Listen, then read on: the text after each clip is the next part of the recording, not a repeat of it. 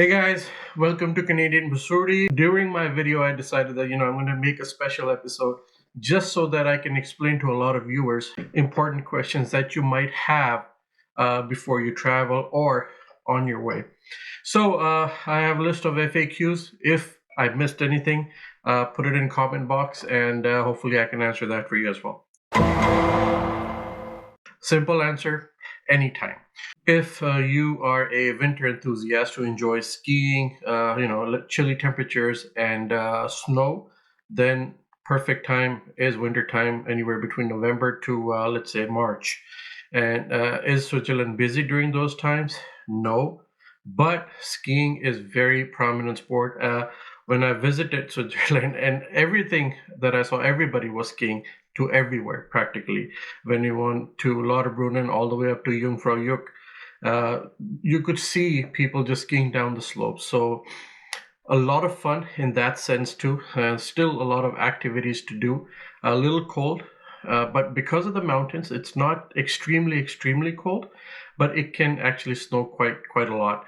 So keep that in mind. Summer months, absolutely crazy. We have already seen that in the movies. Things are usually cheaper around fall, spring, and winter. So if you want to plan a budget tour, best time to travel would be around the winter months, and you can avoid all the summer rush, but still get to see everything you want to. You do not need a U-Rail pass. All you need is a Swiss Rail pass, and you can get that depending on how many days you're going. 6 days to 8 days, you can get a 6-day pass, 8-day pass, unlimited travel. However, keep that in mind. Almost everything is included. Now, for example, in my last video, when we went up to Bergenstock Hotel and Spa, the train ticket up to the mountain was not included. The ferry ride was included in our Swiss pass. So make sure you know these things. Little things we found out once we arrived there, that we just had to pay extra in order to go up to that mountain. Again, get a Swiss pass. You do not want to rent a car. It's very easily accessible. The Swiss rail network is everywhere. It's absolutely fantastic. There are no delays with the train. Winter, summer, spring, doesn't matter. And the connections are easily available, so you'll never have any kind of delay.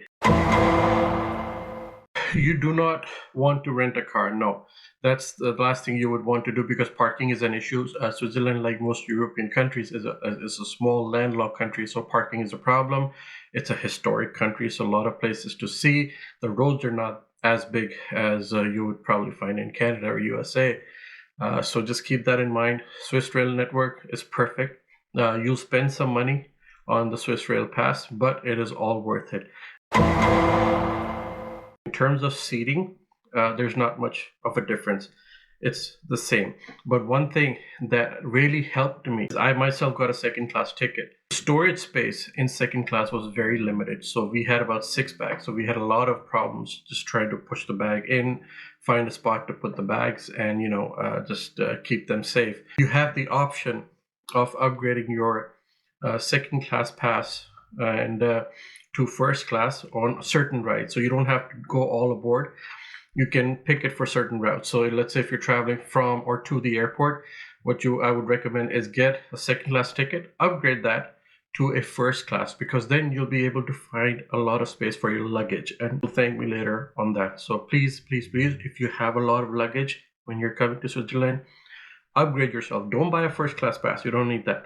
Upgrade yourself to a first class ticket just from a ride, let's say from airport to whatever city you're planning to go. And you can store your luggage easily and a lot less stress. Trust me on that. Very simple. At the airport, they have a lot of kiosks where you can get SIM cards for a Swiss number, so you are easily able to communicate with each other. It costs about 30 Swiss francs to get one SIM card, and you can use that quite extensively everywhere in Europe. Download the SBB app. It has the timetable for all the trains that you would want, and it'll show you connections, how much time, how much travel time, how much in transit time. And it is a fantastic app. You need that. It's a must. Plus, with the SIM card, you'll have connectivity, internet and phone all over Switzerland, so it'll make your life a lot easier. Stay, it could be at least minimum a week. You need that because there's a lot of places to see and there's a lot of travel involved. You'll be traveling on the trains, on the public transit a lot. So you'll be using that and you want to visit some places again because it is probably one of the most beautiful places I've ever seen. And minimum 7 days, so at least you can see the majority or the tourist destinations, so to speak, like Lucerne, Interlaken, Zermatt. So at least you can get those covered. And then if you want, you can even go for 10 days. But if you're coming, minimum at least 5 to 7 days, you have to plan yourself. Family with small kids, I would not recommend. I have an 11-year-old who came with me, and no, it was not a lot of fun taking him. Uh, for him, their generation, I guess it's kind of boring just to see mountains. He was quite bored. He couldn't understand, what the big deal was about, and especially when we went to Gstaad and Saanen, because DDLJ, that's our thing, not there. So I don't really blame him. For couples, it's heaven. Newly married, there's nothing more you would want but to be there. So yeah, it's one of the most preferred destinations, especially for anybody who loves the mountain. Must see for couples with family, small children. Definitely, I would avoid it. Let them grow up. Let them appreciate what you're doing or where you're taking them, and then you can plan a trip with them. Should it be Zurich? Should it be Lucerne? Should it be Interlaken?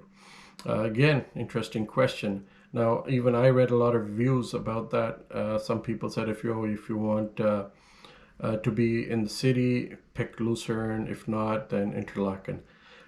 My personal opinion, again, is go straight to Interlaken because that's where most of the touristy things are. And within Interlaken, 2 hours of Interlaken, basically, you have everything. So you have Zermatt, 2 hours. If you want to go to Gstaad, 2 hours. Lucerne, 2 hours. Zurich, 2 hours.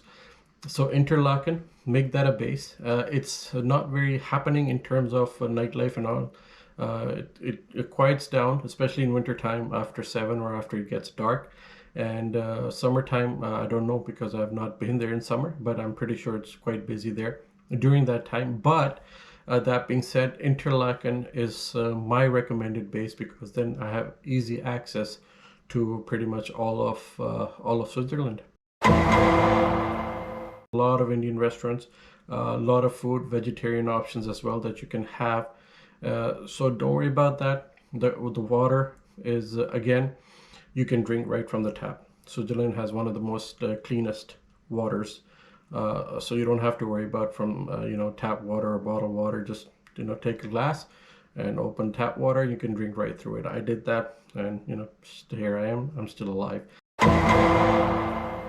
Do not use euros, US dollars, rupees, Canadian dollars, or any kind of thing. They do not take that. They don't like it. You're going to lose your money.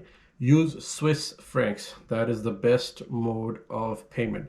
Get some cash with you. If you have or you plan to do any large purchases, use your credit card. But if you want to work in cash, Swiss francs is the way to go. Do not use any other form of currency. Souvenir shops. I love them. I got myself a cowbell and a cuckoo clock. But there's a lot more. Probably every 100 meters, you'll find a watch store. You go to Lucerne, there's lineups of watch stores everywhere. And watches and tons of watches. And that's what Swiss are famous for. So you'll find those things there. Again, keep that in mind. It is a bit pricey. But, souvenir is a souvenir. You want to take one. So we had to. See a lot of Lindt product, Lindt chocolate. And keep that in mind. This is, again, a personal opinion. Lindt chocolate, again, it's available all over the world. So what I did, there's a lot of co-op stores. So co-op stores is basically a grocery store there. So I went there and they had sale on these chocolates and a lot of local made chocolates are available there too as well. I tasted them, as good as Lindt, if not better, and they were on sale. Do not buy chocolates from souvenir shops. Go to the grocery stores. You'll find a lot of options. Yes, Definitely, yes. Not just because of my association as somebody from the 90s who grew up watching a lot of Bollywood movies. It's just the fact that the place is so beautiful and it's so well kept. And they have made everything so easily accessible that you want to go and explore everything. Their public transit is probably one of the best in the world. Their connectivity, again, one of the best in the world. Everything runs smooth and on time. So if you plan something, you can actually follow that plan without having to worry about any major delays. It is without a doubt one of the most beautiful countries in the world, and by all means a must visit. Until next time, keep watching.